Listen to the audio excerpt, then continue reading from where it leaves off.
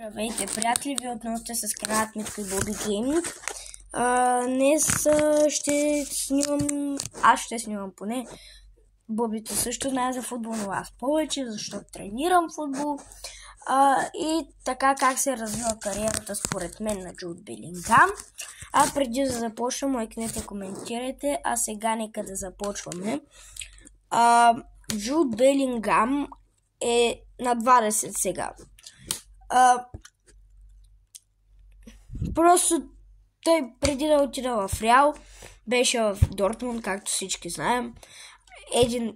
Един Търсич го изгони при Карлос Анджелоти и Анджелоти явно му е по-добре. И просто така един Търсич просто му е писан от него. Откъде знаем, никой не знае. Но иначе да, надявам се Джуд Белингам да се развива още повече. Феноменът Celebration никога няма да му го забравям. Просто как Джуд Белингам направи Celebration си в Реал и му покаха среден пръст и те му направи на този дето му покаха среден пръст, целувка въздушна и да. Но иначе този талант просто е много добър. Преминал е сам през два отбора, но това, че е преминал през два отбора не означава, че той няма да премине и през още, защото е само на 20 години. Има още до 40 години, така че да се надявам, че ще отиде в други отбори по-велики.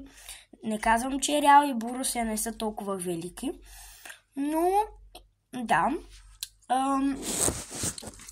И просто примерно да отиде в Манчестър Юнайтед, което никога няма да стане, защото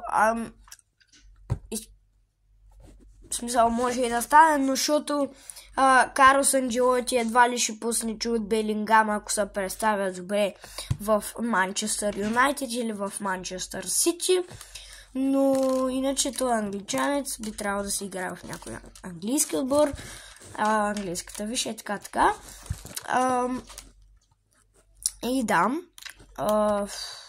Друго, пак казвам, този феномен просто. Ако остане на годините на Пеле, на Марадона, просто той ще ги разбива. Всичките ще ги разбива. И да, просто той е феномен. Друго какво да кажа, просто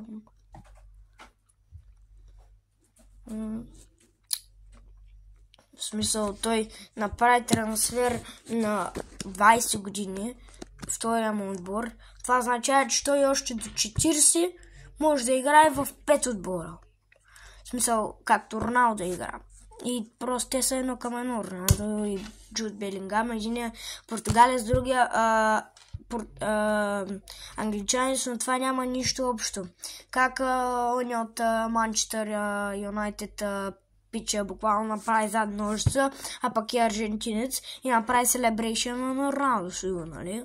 Всички го знаеме, но нали, смисъл, Роналдо е играл в Реал, кой не знае. Роналдо е играл в Спортинг Лисабон, Реал, Ювентус, Манчестър Юнайтед, пак Манчестър Юнайтед, Монтекалчо, сега в Ал Насър, 7 отбора. Просто той е велик. И Роналдо е велик, и Джуд Белингам е велик, и Меси е велик, но сега не говорим за каталунец.